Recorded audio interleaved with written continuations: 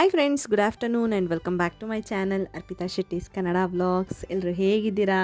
ಎಲ್ಲರೂ ಚೆನ್ನಾಗಿದ್ದೀರಾ ಅಂತ ಅನ್ಕೋತೀನಿ. ನಾನು ಕೂಡ ಚೆನ್ನಾಗಿದ್ದೀನಿ. ಬನ್ನಿ ಇವತ್ತಿನ ಡೈಲಿ ವ್ಲಾಗ್ನ ಶುರು ಮಾಡೋಣ. ಇವತ್ತು ಸೋಮವಾರ ಸಂಜೆಯಿಂದ ನಾನು ವ್ಲಾಗ್ನ ಶೂಟ್ ಮಾಡ್ತಾಯಿದ್ದೀನಿ. ನನಗೇನೋ ಇದಕ್ಕಿದ್ದಾಗೆ ವ್ಲಾಗ್ ಮಾಡೋಣ ಅಂತ ಅನಿಸ್ತು. ಈವ್ನಿಂಗು ಮಾಡ್ತಾಯಿದ್ದೀನಿ. ಟೈಮ್ ನೋಡ್ಬೋದು ಎಷ್ಟಾಗಿದೆ ಅಂತ ಹೇಳ್ಬಿಟ್ಟು. ಅಪ್ಪ ಹೊಲದತ್ರ ಹೋಗಿದ್ರು, ಅಲ್ಲಿಂದ ಸ್ವಲ್ಪ ಸೌದೆ ಎಲ್ಲ ತಂದಿದ್ರು. ಇವಾಗ ಮಳೆ ಬರ್ತಿರೋದ್ರಿಂದ ಸೌದೆದು ಪ್ರಾಬ್ಲಮ್ ಆಗಿಬಿಡುತ್ತೆ. ಅದಕ್ಕೆ ಒಣಗಿರೋ ಸೌದೆ ಇದ್ದರೆ ಸರಿ, ಅದ್ರ ಜೊತೆಗೆ ಸ್ವಲ್ಪ ಹಸಿ ಆಗಿದ್ರೂ ಹಾಕ್ಕೊಂಡ್ರೆ ಉರಿಯುತ್ತೆ ಅಂತ ಹೇಳ್ಬಿಟ್ಟು ತೊಗೊಂಡು ಬಂದಿದ್ರು. ನಾನು ಅಲ್ಲೇ ನಿಂತಿದ್ನೆಲ್ಲ ವ್ಲಾಗ್ ಸ್ಟಾರ್ಟ್ ಮಾಡಿದೆ. ಪಾಪುಗೂ ಕೂಡ ಇವಾಗ ಒಂದು ಜುಟ್ಟು ಹಾಕೋಕ್ಕೆ ಶುರು ಮಾಡಿದ್ದೀನಿ. ಹಿಂದೆಗಡೆಗೆ ಹಾಕ್ತೀನಿ. ದೇವ್ರ ದೀಪನೂ ಹಚ್ಚಿದಾಗಿತ್ತು ಅಮ್ಮ. ಇವಾಗ ಅವರು ಅಡುಗೆಗೆ ಪ್ರಿಪೇರ್ ಮಾಡ್ತಾಯಿದ್ರು. ನಾನು ಹಾಗೆ ಓಡಾಡ್ತಾ ಇದ್ದೆ, ಇವಳನ್ನ ಎತ್ಕೊಂಡು ಆಟ ಆಡಿಸ್ತಾ ಇದ್ದೆ. ಜುಟ್ಟು ಏನಕ್ಕೆ ಹಾಕ್ತಿದ್ದೀನಿ ಅಂತಂದರೆ ಅವಳಿಗೆ ತುಂಬ ಕೆದ್ರುಕೊಂಡಂಗೆ ಆಗುತ್ತೆ. ಅದರಲ್ಲೂ ಹಿಂದೆಗಡೆ ಜಾಸ್ತಿ ಮೆಸ್ ಆದಂಗೆ ಅನಿಸ್ಬಿಡುತ್ತೆ, ಒಂಥರ ಗಂಟಾದಂಗೆಲ್ಲ ಅನಿಸ್ಬಿಡುತ್ತೆ. ಅದನ್ನು ಅವಾಗವಾಗ ತೆಗಿತಿದ್ರು, ಜಾಸ್ತಿ ಆಗ್ತಾನೆ ಇರುತ್ತೆ, ಮಲ್ಕೊತಾಳಲ್ಲ. ಅದಕ್ಕೇ ಚೆನ್ನಾಗೂ ಕಾಣಿಸಲ್ಲ, ಉದ್ದ ಬೆಳೀತಾ. ಅದಕ್ಕೆ ಒಂದು ಜುಟ್ಟು ಹಿಂದಕ್ಕೆ ಮಾತ್ರ ಹಾಕ್ತೀನಿ. ಬಾಯಿಗೆ ಅದು ಹತ್ತಿರ ಇಲ್ಲ, ದೂರ ಇರುತ್ತೆ, ಆ ಥರ ಅಲ್ಲೆಲ್ಲ ಕೂದಲೇನಿರುತ್ತೆ ಬಿಟ್ಟು ಹಿಂದಕ್ಕೆ ಮಾತ್ರ ಹಾಕ್ತೀನಿ. ಇಲ್ಲಾಂದರೆ ಎರಡು ಜುಟ್ಟು ಹಾಕ್ತೀನಿ. ಇವಾಗ ಅವಳಿಗೆ ನಿದ್ದೆ ಬಂದಿತ್ತು, ಸಂಜೆ ನಿದ್ದೆ ಮಾಡಬೇಕಲ್ಲ ಅವಳು. ಅದಕ್ಕೇ ಸ್ವಲ್ಪ ಚೆನ್ನಾಗಿ ನಿದ್ದೆ ಮಾಡಲಿ ಅಂತ ಹೇಳ್ಬಿಟ್ಟು ಈ ಎಲ್ಲ ಕೆಲಸ ಏನು ಅಲ್ಲಲ್ಲಿ ಹರಡಿತ್ತು ಅದನ್ನೆಲ್ಲ ಮಾಡೋಕ್ಕೆ ಹೋಗಲಿಲ್ಲ. ಸೌಂಡ್ ಆದರೆ ಇನ್ನು ಡಿಸ್ಟರ್ಬ್ ಆಗುತ್ತೆ, ಎದ್ಬಿಡ್ತಾಳೆ ಅರ್ಧಂಬರ್ಧ ನಿದ್ದೆ ಆದರೆ. ಆಮೇಲೆ ಅವಳು ಏನು ಮಾಡ್ತಾಳೆ ಅಂದರೆ ಹಾಲು ಕುಡಿಯಲ್ಲ, ಜೊತೆಗೆ ನಿದ್ದೆ ಮಾಡೋಕ್ಕೂ ಒಪ್ಕೊಳ್ಳಲ್ಲ. ಏನು ಮಾಡಿದ್ರೂ ಹಿಂಸೆ ಕೊಡ್ತಿರ್ತಾಳೆ. ಅಂದರೆ ಮಲ್ಕೊಳ್ಳೋದು ಇಲ್ಲ, ಹಾಲು ಕುಡಿಯಲ್ಲ, ಈ ಥರ ಮಾಡಿಬಿಡ್ತಾಳೆ ಅರ್ಧಂಬರ್ಧ ನಿದ್ದೆ ಆದರೆ. ಅದು ಚೆನ್ನಾಗಿ ಎಕ್ಸ್ಪೀರಿಯೆನ್ಸ್ ಆಗಿದೆ ಅವಳು ಹುಟ್ಟಿದಾಗಿಂದ ನಮಗೆ. ಅದಕ್ಕೆ ನಾನೇನು ಮಾಡಿದೆ, ಆಮೇಲೆ ಮಾಡ್ಕೊಳ್ಳೋಣ ಅಂದ್ಬಿಟ್ಟು ಅವಳಿಗೆ ಮಾತ್ರ ಇವಾಗ ಸೊಳ್ಳೆ ಪರ್ದ ಕಟ್ಟಿ ನಾನು ಆಮೇಲೆ ಏನು ಕೆಲಸ ಇದೆ ಮಾಡ್ಕೊಳ್ಳೋಣ, ಹೊರಗಡೆ ರೂಮಿನ ಕೆಲಸ ಎಲ್ಲ ಅವಳು ಎದ್ಮೇಲೆ ಮಾಡ್ಕೊಳ್ಳೋಣ ಅಂತ ಸುಮ್ಮನೆ ಆಗಿದ್ದೀನಿ. ಫ್ರೆಂಡ್ಸ್, ಹಾಗೆ ನೀವು ಯಾರಾದರೂ ಇನ್ನೂ ನನ್ನ ಚಾನಲ್ನ ಸಬ್ಸ್ಕ್ರೈಬ್ ಮಾಡ್ಕೊಳ್ದೆ ಹಾಗೆ ವ್ಲಾಗ್ಸ್ ಎಲ್ಲ ನೋಡ್ತಾ ಇದ್ದರೆ ದಯವಿಟ್ಟು ಹೋಗಿ ಸಬ್ಸ್ಕ್ರೈಬ್ ಮಾಡ್ಕೊಳ್ಳಿ. ಹಾಗೆ ಇನ್ಸ್ಟಾಗ್ರಾಮಲ್ಲಿ ಕೂಡ ನೀವು ನನ್ನನ್ನು ಫಾಲೋ ಮಾಡ್ಬೋದು. ಇನ್ಸ್ಟಾಗ್ರಾಮ್ ಲಿಂಕು ನಾನು ಕೆಳಗಡೆ ಡಿಸ್ಕ್ರಿಪ್ಷನ್ ಬಾಕ್ಸಲ್ಲಿ ಕೊಟ್ಟಿರ್ತೀನಿ, ಚೆಕ್ ಮಾಡಿ, ಅಲ್ಲಿ ಕೂಡ ಫಾಲೋ ಮಾಡಿ, ಸಪೋರ್ಟ್ ಮಾಡಿ. ಅಡುಗೆ ಬಂದು ಇವತ್ತು ಅಮ್ಮ ಕಡಲೆಕಾಳು ಸಾಂಬಾರು ಮಾಡ್ತಿದ್ದಾರೆ. ಮುಂಚೆನೇ ಕಡಲೆಕಾಳೆಲ್ಲ ನೆನೆ ಹಾಕ್ಕೊಂಡಿದ್ರು. ಆಲೂಗಡ್ಡೆ, ಬದನೆಕಾಯಿ, ಕಡಲೆಕಾಳೆಲ್ಲ ಹಾಕ್ಬಿಟ್ಟು ಸಾಂಬಾರು ಮಾಡ್ತಾಯಿದ್ದಾರೆ, ಮಸಾಲೆ ಸಾಂಬಾರು. ನಾನೇನು ಇಲ್ಲಿ ರೆಸಿಪಿ ಎಲ್ಲ ಶೇರ್ ಮಾಡ್ಕೊಂಡಿಲ್ಲ, ಬಿಕಾಸ್ ನಾನು ವ್ಲಾಗ್ ಕಂಟಿನ್ಯೂ ಮಾಡೋಕ್ಕೆ ಆಗಿಲ್ಲ. ಈವ್ನಿಂಗ್ ಸ್ಟಾರ್ಟ್ ಮಾಡಿದೆ, ಬಟ್ ಕಂಟಿನ್ಯೂ ಮಾಡೋಕ್ಕಾಗಿಲ್ಲ. ಖಾರನೂ ರೆಡಿ ಮಾಡಿಟ್ಕೊಂಡಿದ್ದಾರೆ. ಏನಿಲ್ಲ, ಎಲ್ರಿಗೂ ಆಲ್ಮೋಸ್ಟ್ ಇದು ಕಾಮನಾಗಿ ಬೇಸಿಕ್ ಸಾಂಬಾರುಗಳಲ್ವ, ಆಲ್ಮೋಸ್ಟ್ ರೆಸಿಪಿ ಗೊತ್ತಿರುತ್ತೆ. ಈರುಳ್ಳಿ ಒಗ್ಗರಣೆ ಮಾಡ್ಕೊತೀವಿ ನಾವು, ಸಾಸಿವೆ ಒಗ್ಗರಣೆ ಮಾಡಲ್ಲ. ಕೆಲವೊಬ್ಬರು ಸಾಸಿವೆ ಒಗ್ಗರಣೆ ಮಾಡ್ತಾರಲ್ವ, ನಾವು ಈರುಳ್ಳಿ ಒಗ್ಗರಣೆ ಮಾಡ್ಕೊತೀವಿ. ಸೊ ಅದಾದಮೇಲೆ ನಾನು ಸೋಮವಾರ ವ್ಲಾಗ್ ಈವ್ನಿಂಗ್ ಮಾಡಿದ್ದು, ಮಂಗಳವಾರ ವ್ಲಾಗೇ ಮಾಡಿಲ್ಲ. ಅದಾದಮೇಲೆ ಬುಧವಾರ ಬೆಳಗ್ಗೆ ವ್ಲಾಗ್ನ 8:30 ಕಾಲಂಗೆ ಸ್ಟಾರ್ಟ್ ಮಾಡ್ತಾಯಿದ್ದೀನಿ. ಕಂಟಿನ್ಯೂ ಮಾಡೋಣ, ನೆನ್ನೆನೂ ಮಾಡಲಿಲ್ವಲ್ಲ ಅಂತ ಹೇಳ್ಬಿಟ್ಟು ಇವಾಗ ನಾನು ನನ್ನ ಮಗಳಿಬ್ಬರು ಫ್ರೆಶ್ ಅಪ್ ಆಗೋಣ, ಮುಖ ತೊಳ್ಕೊಳ್ಳೋಣ ಅಂತ ಬರ್ತಾಯಿದ್ದೀವಿ. ನೀರಲ್ಲಿ ಆಲ್ರೆಡಿ ಉರಿತಾ ಇತ್ತು, ಅಪ್ಪ ಉರಿ ಹಾಕಿದ್ರು, ಚೆನ್ನಾಗಿ ಕಾಯಿಸ್ತಾಯಿದ್ರು. ಅವಳಿಗೆ ಫಸ್ಟ್ ಮುಖ ತೊಳೆದ್ಬಿಡ್ತೀನಿ ಬಿಸಿನೀರಲ್ಲಿ. ಏನು ಗೊತ್ತಾ, ನನಗೆ ಕಮೆಂಟ್ ಮಾಡಿ ಕೇಳ್ತೀರಿ, ತಣ್ಣೀರು ಮುಟ್ತಿದ್ದೀರಾ ನೀವು ಅಂತ ಹೇಳ್ಬಿಟ್ಟು. ಲಾಸ್ಟ್ ವ್ಲಾಗು ರಾಗಿ ತೊಳಿತಾ ಇರಬೇಕಾದ್ರೆ ನೋಡಿಬಿಟ್ಟು ನೋಡಿ. ಇವಾಗ ಏನಂದರೆ ನಾನೇನು ಯಾವಾಗಲೂ ತಣ್ಣೀರಲ್ಲಿ ಆಡ್ಕೊಂಡು ನಿಂತ್ಕೊಳ್ಳೋದಿಲ್ಲ ಅಲ್ವ, ಏನು ಕೆಲಸ ಇರುತ್ತೆ ನನಗಂಥದ್ದು. ಪಾತ್ರೆ ಎಲ್ಲ ಅಮ್ಮ ತೊಳ್ಕೊತಾರೆ, ಬಟ್ಟೆನೂ ಅಮ್ಮನೇ ಒಗಿತಾರೆ. ಮತ್ತು ಹಂಡೆಲ್ಲ ಯಾವಾಗಲೂ ಬಿಸಿನೀರು ಇದ್ದೇ ಇರುತ್ತೆ, ಓಕೆನಾ. ಒಂದು ಸರಿ ಉರಿ ಹಾಕಿದ್ರೆ ಬೆಚ್ಚಗಂತೂ ಇದ್ದೇ ಇರುತ್ತೆ. ಇಲ್ಲಿ ನಾರ್ಮಲ್ ಆಗೇ ನಾವು ತಣ್ಣೀರು ಮುಟ್ಟೋಕ್ಕಾಗಲ್ಲ. ನಾರ್ಮಲಾಗಿ ಅಮ್ಮ ಆಗಿರ್ಬೋದು, ಯಾರಾದರೂ ಆಗಿರ್ಬೋದು, ಅಷ್ಟು ಕೋಲ್ಡ್ ಇರುತ್ತೆ ಇಲ್ಲಿ ನೀರು. ಅವರೇ ಮುಟ್ಟಲ್ಲ, ಇನ್ನು ನಾನು ಮುಟ್ಟೋಕ್ಕಾಗುತ್ತಾ ಇಲ್ಲ. ಯಾವಾಗಾದರೂ ಅಪರೂಪಕ್ಕೆ ಅಪ್ಪಿತಪ್ಪಿ ಏನಾದರೂ ಅರ್ಜೆಂಟ್ ಇದ್ದರೆ, ಎಮರ್ಜೆನ್ಸಿ ಇಲ್ಲ, ಅದಕ್ಕೆ ಅದೇ ನೀರು ಉಪಯೋಗಿಸ್ಬೇಕು, ಹಂಡೆ ನೀರು ಉಪಯೋಗಿಸೋಕ್ಕಾಗಲ್ಲ ಅನ್ನೋವಾಗ ನಾನು ತಣ್ಣೀರು ಸ್ವಲ್ಪ ಮುಟ್ತೀನಿ ಅಷ್ಟೇ.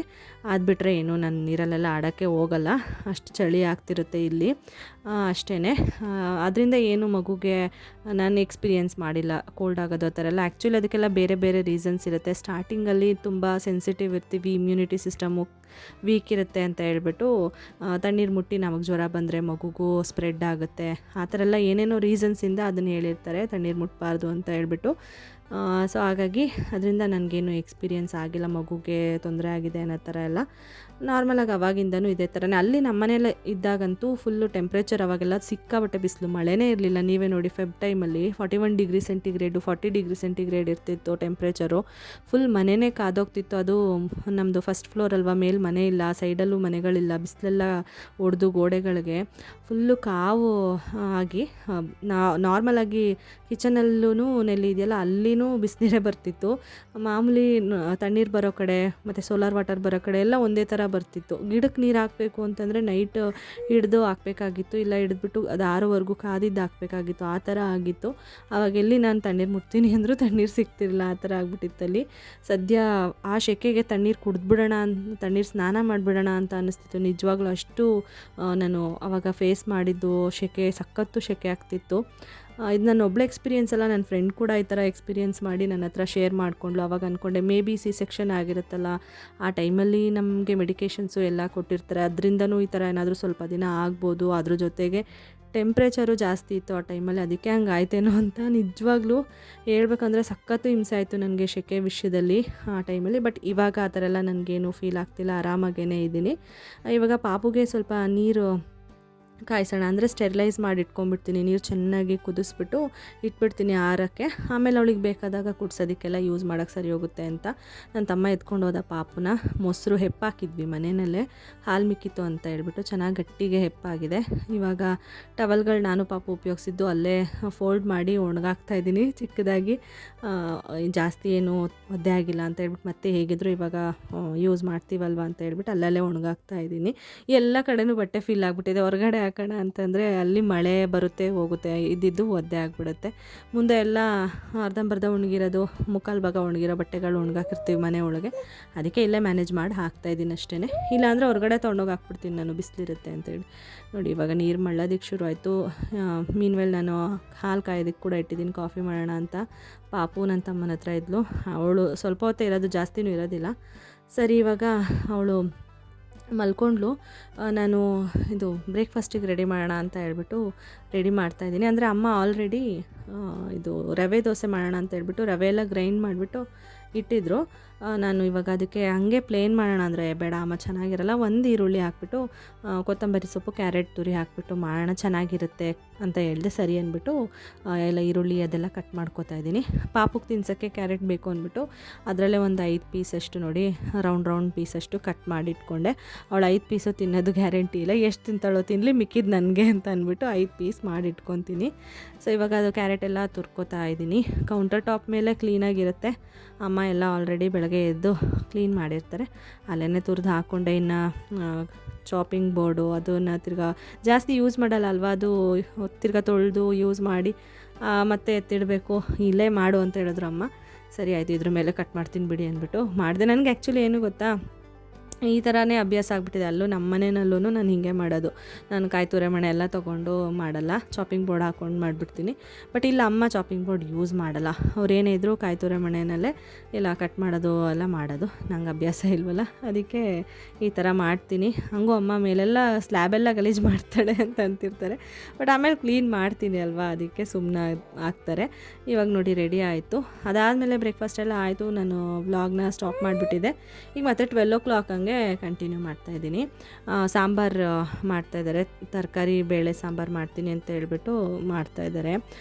ಬದನೆಕಾಯಿ ಎಲ್ಲ ಸ್ವಲ್ಪ ಬೆಳೆದಿರೋ ತಂದಿರಲ್ಲ, ಅದನ್ನೂ ಹಾಕಿ ಮಾಡ್ತೀನಿ ಅಂತ ಮಾಡ್ತಾಯಿದ್ರು. ಪಾಪು ಮಲಗಿದ್ಲು, ನೋಡ್ಬೋದು ಮಲಗಿದ್ದಾಳೆ ಆರಾಮಾಗಿ.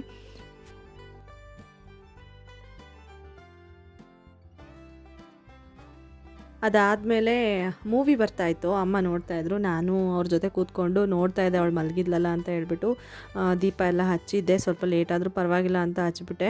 ಅವಳ ಮೇಲೆ ಒಂದು ಕಣ್ಣು ಇಟ್ಕೊಂಡು ಇಲ್ಲೇ ಕೂತಿರ್ತೀನಿ. ಓದಾಡ್ತಾ ಇದ್ಲು ನೋಡಿ, ಎದ್ಲು ಅಂತ ಅಂದ್ಕೊಂಡೆ. ಹತ್ರ ಕೂಡ ಹೋದೆ ನಾನು, ಎದ್ಬಿಡ್ತಾಳೇನೋ ಅಂತ. ಆಮೇಲೆ ಇಲ್ಲ ಹಂಗೇ ನಿದ್ದೆ ಮಾಡೋದಕ್ಕೆ ಕಂಟಿನ್ಯೂ ಮಾಡಿದ್ಲು. ಅದಾದಮೇಲೆ ಸ್ವಲ್ಪ ಹೊತ್ತು ಆದಮೇಲೆ ಎದ್ದೇಳಿದ್ಲು, ನೋಡ್ಬೋದು ಮಲಗಿದ್ದಾಳೆ, ಕಣ್ಣು ಮುಚ್ಚಿದ್ದಾಳೆ, ಅವಳೇನು ತೆಗೆದಿಲ್ಲ ಇನ್ನೂ. ಅದಾದಮೇಲೆ ಎದ್ಲು, ಸ್ವಲ್ಪ ಹೊತ್ತು ಆಟ ಆಡಿಸ್ದೆ, ಫೀಡ್ ಮಾಡಿಸ್ದೆ. ನಾರ್ಮಲಾಗಿ ಮಾಮೂಲಿ ರೊಟೀನ್ ಏನಿರುತ್ತೆ ಇದ್ದ ತಕ್ಷಣ ಅದೇನೇ ಮಾಡಿದ್ದು. ಅದಾದಮೇಲೆ ಅವಳು ಪಾಟಿ ಮಾಡಿಲ್ಲ ಬೆಳಗ್ಗೆಯಿಂದ. ಪಾಟಿ ಮಾಡ್ತಾಯಿದ್ಲು, ಗೊತ್ತಾಗುತ್ತಲ್ವ ಫೇಶಿಯಲ್ ಎಕ್ಸ್ಪ್ರೆಷನಲ್ಲಿ ಏನು ಮಾಡ್ತಿದ್ದಾರೆ ಮಕ್ಕಳು ಅಂತ ತಾಯ್ದಿರಿಗೆ ಬೇಗನೆ ಗೊತ್ತಾಗುತ್ತೆ. ಸೂಸುನ ಪಾಟಿನ ಅಂತ ಹೇಳ್ಬಿಟ್ಟು ನನಗೆ ಗೊತ್ತಾಯಿತು ಪಾಟಿ ಮಾಡ್ತಾ ಇದ್ದಾಳೆ ಅಂತ ಹೇಳ್ಬಿಟ್ಟು. ಅದಕ್ಕೆ ಹಾಗೆ ಡೈಪರ್ ಹಾಕಿದ್ನಲ್ಲ, ಹೇಗಿದ್ರು ಕಂಪ್ಲೀಟ್ ಆಗಿಬಿಡಲಿ ಅಂದ್ಬಿಟ್ಟು ನಿಲ್ಲಿಸ್ಕೊಂಡೆ. ಮಲಗಿಸ್ಕೊಳ್ಳೋದಕ್ಕಿಂತ ನಿಲ್ಲಿಸ್ಕೊಂಡ್ರೆ ಅವರಿಗೂ ಸ್ವಲ್ಪ ಕಂಫರ್ಟೇಬಲ್ ಅನಿಸುತ್ತೆ, ಪ್ರಾಕ್ಟೀಸ್ ಕೂಡ ಆಗುತ್ತೆ. ಅಮ್ಮನೂ ಅದೇ ಹೇಳ್ತಿರ್ತಾರೆ, ಟ್ರೈನ್ ಮಾಡಬೇಕು ಈಗ ಪಾಟಿ ಟ್ರೈನಿಂಗ್ ಅವ್ರ ಪ್ರಕಾರ. ಹೆಂಗೆ ಅಂದರೆ ಬೆಳಗ್ಗೆ ಎದ್ದ ತಕ್ಷಣ ಮಕ್ಕಳನ್ನ ಹೊರಗಡೆ ಕರ್ಕೊಂಡೋಗಿ ನಿಲ್ಲಿಸ್ಕೊಂಡ್ರೆ ಅಥವಾ ಎಲ್ಲಾದರೂ ಒಂದು ಪ್ಲೇಸಲ್ಲಿ ನಿಲ್ಲಿಸ್ಕೊಂಡ್ರೆ ಮಕ್ಕಳು ಪಾಟಿ ಸೂಸು ಎಲ್ಲ ಮಾಡೋದನ್ನು ಅಭ್ಯಾಸ ಮಾಡ್ಕೊತಾ ಹೋಗ್ತಾರೆ. ಆ ಥರ ಅಭ್ಯಾಸ ಮಾಡು ಅಂತ ಹೇಳ್ತಿದ್ದಾರೆ. ನಾನು ಅದು ಮಾಡಿಲ್ಲ ಇನ್ನೂವರೆಗೂ, ಇನ್ಮೇಲೆ ಅದನ್ನು ಮಾಡ್ಕೊಂಡು ಹೋಗಬೇಕು. ಕೆಲವೊಂದು ಸರಿ ಏನಾಗುತ್ತೆ ಅಂದರೆ ಸ್ವಲ್ಪ ನಿದ್ದೆ ಎಲ್ಲ ಕರೆಕ್ಟಾಗಿ ಆಗಿರಲ್ವಲ್ಲ, ಯಾರು ಎದ್ದು ಹೋಗ್ತಾರೆ ಅಂತ ನಿಜವಾಗ್ಲೂ ಅನಿಸುತ್ತೆ ನನಗೂ. ಒಂದು ಸ್ವಲ್ಪ ಏನಾದ್ರು ಜಾಸ್ತಿ ಹೊತ್ತು ನಿದ್ದೆ ಮಾಡಿಬಿಟ್ರೆ ಒಂದು 6:30-7ವರೆಗೂ ನಂಗೆ ಫುಲ್ ಖುಷಿಯಪ್ಪ, ಹೆಂಗೋ ಮಲಗಿದಾಳೆ, ಇನ್ನೊಂಚೂರು ನಿದ್ದೆ ಮಾಡ್ಕೋಬೋದು ಅಂತ ಅನ್ಕೋತಿರ್ತೀನಿ.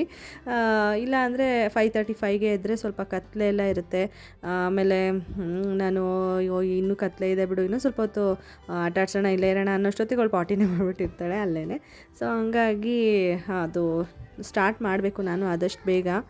ಬಟ್ ಆಗ್ತಾ ಇಲ್ಲ, ನೋಡೋಣ ಯಾವಾಗಿಂದ ಸ್ಟಾರ್ಟ್ ಮಾಡ್ತೀನಿ ಅಂತ ಹೇಳ್ಬಿಟ್ಟು. ಬಟ್ ಎದ್ದು ನಿಲ್ಸ್ಕೊತೀನಿ, ಅವಳು ಬೆಡ್ ಮೇಲಿದ್ದರೂ ಕೂಡ ಅರ್ಲಿ ಮಾರ್ನಿಂಗ್ ಅಥವಾ ಇಲ್ಲೆಲ್ಲಾದರೂ ಇದ್ದಾಗ ನಿಲ್ಸ್ಕೊತೀನಿ ಡೈಪರ್ ಹಾಕಿದರೆ. ಇಲ್ಲ ಅಂದರೆ ಬೆಳಗ್ಗೆ ಟೈಮ್ ಎದ್ದಿದ್ದಾಗ ಆದರೆ ವಾಶ್ರೂಮಿಗೆ ಕರ್ಕೊಂಡು ಹೋಗ್ಬಿಡ್ತೀವಿ. ನಾನು ಎವ್ರಿ ಟೈಮ್ ಇವಾಗ ಅವಳಿಗೆ ವೆಟ್ ವೈಪ್ಸ್ ಯೂಸ್ ಮಾಡಲ್ಲ, ವಾಶ್ರೂಮಿಗೆ ಕರ್ಕೊಂಡೋಗಿ ಕ್ಲೀನಾಗಿ ಬಿಸಿನೀರು ಇರುತ್ತಲ್ವ ಹೇಗಿದ್ರು ವಾಶ್ ಮಾಡಿಸ್ಕೊಂಡು ಕರ್ಕೊಂಡು ಬರ್ತೀನಿ. ಆವಾಗೆಲ್ಲ ಚಿಕ್ಕದ್ರಲ್ಲಿ ಆಗ್ತಿರ್ಲಿಲ್ಲ ಅಲ್ವಾ, ನಿಂತ್ಕೊಳ್ಳೋಕ್ಕೆಲ್ಲ ಅವಳಿಗೆ ಸ್ಟ್ರೆಂತ್ ಇರಲಿಲ್ಲ, ನಿಲ್ತಿರ್ಲಿಲ್ಲ, ಹಿಂಸೆ ಆಗ್ತಿತ್ತು. ಮತ್ತು ತುಂಬ ಸರಿ ಪಾಟಿ ಮಾಡ್ತಿರ್ತಾರೆ ಆವಾಗ. ಎವ್ರಿ ಟೈಮು ಹೋಗಿ ನೀರಲ್ಲಿ ಆಡಿಸೋದು ಸರಿ ಹೋಗಲ್ಲ ಅಂತ ಅಂದ್ಬಿಟ್ಟು, ನಮಗೂ ಹಿಂಸೆ ಆಗುತ್ತೆ, ಮಗುಗೂ ಕಂಫರ್ಟ್ ಇರಲ್ಲ ಅಂದ್ಬಿಟ್ಟು ಮಾಡ್ತಿಲ್ಲ. ಇವಾಗ ಓಕೆ, ದಿನಕ್ಕೆ 1 ಸರಿ 2 ಸರಿ ಅಂದರೆ ಪರವಾಗಿಲ್ಲ, ಮಾಡಿಸ್ಬೋದು, ಕರ್ಕೊಂಡೋಗಿ ಕ್ಲೀನ್ ಮಾಡ್ಬೋದು ವಾಶ್ರೂಮಲ್ಲೇ ಅಂದ್ಬಿಟ್ಟು ಅಲ್ಲೇ ಕ್ಲೀನ್ ಮಾಡ್ಕೊಂಡು ಕರ್ಕೊಂಡು ಬರ್ತೀವಿ. ಇವಾಗನೂ ಹಂಗೆ ಮಾಡಿದ್ದು.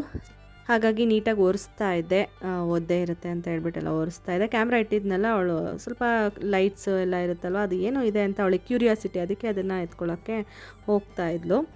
ವಿಡಿಯೋ ಕಾಲಲ್ಲಿ ಅವರಪ್ಪ ಫೋನ್ ಮಾಡಿದಾಗಲೂ ಅಷ್ಟೇ, ಕಾಲ್ ಮಾಡಿದಾಗ ಅವಳಿಗೆ ಅಭ್ಯಾಸ ಆಗಿಬಿಟ್ಟಿದ್ಯಾ, ಫಸ್ಟ್ ಮಂತಿಂದ ಹುಟ್ಟಿದಾಗಿಂದ ಅವರು 3 ಮಂತ್ಸ್ವರೆಗೂ ಮೊಬೈಲಲ್ಲೇ ನೋಡಿದ್ದು, ವಿಡಿಯೋ ಕಾಲಲ್ಲೇ ಅವಳನ್ನು, ಬೇರೆ ಆಪ್ಷನ್ನೇ ಇರಲಿಲ್ಲ ಅಲ್ವಾ.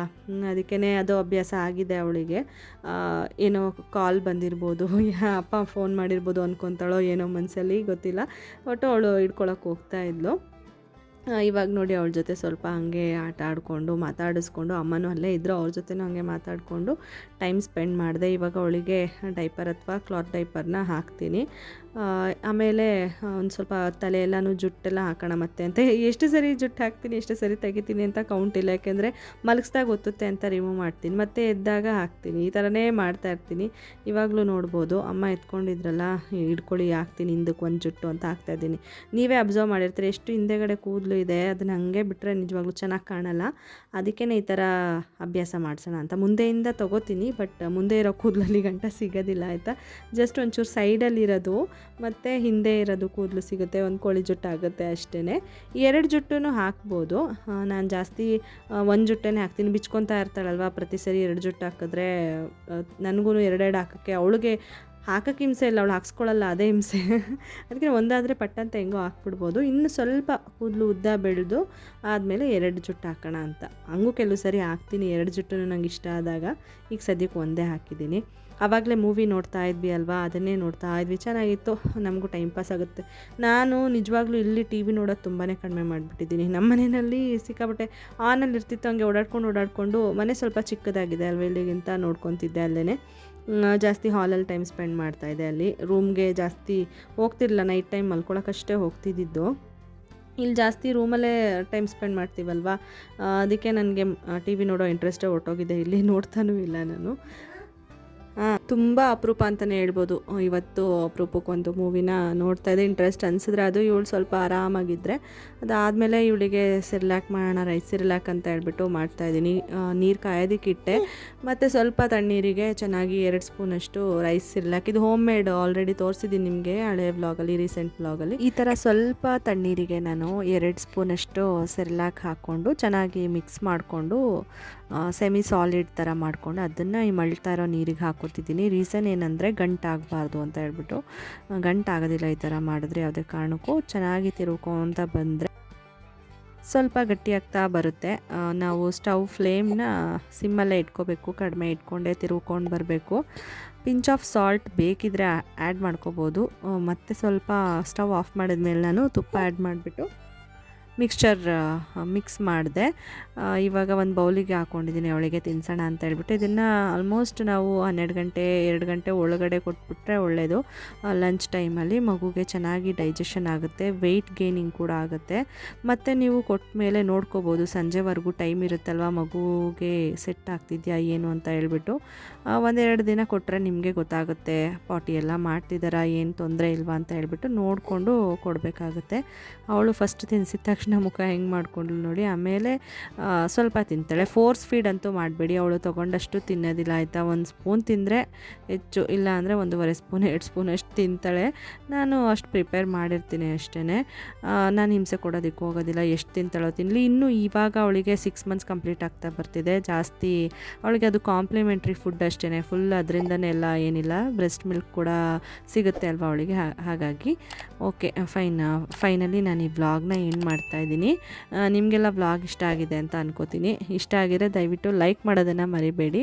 ಲೈಕ್ ಮಾಡಿ, ಕಮೆಂಟ್ ಮಾಡಿ, ಶೇರ್ ಮಾಡಿ, ಹಾಗೆ ಸಬ್ಸ್ಕ್ರೈಬ್ ಮಾಡ್ಕೊಳ್ಳಿ ನನ್ನ ಚಾನಲ್ನ. Thank you.